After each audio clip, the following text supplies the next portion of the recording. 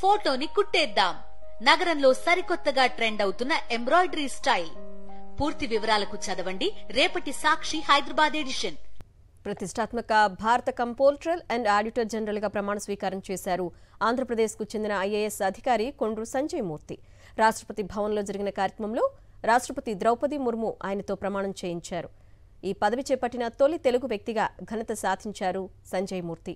అమలాపురానికి చెందిన సంజయ్ మూర్తి 1989లో ఐఏఎస్ అధికారిగా హిమాచల్ ప్రదేశ్ క్యాడర్కు ఎంపికై పలు సర్వీసుల్లో పనిచేశారు.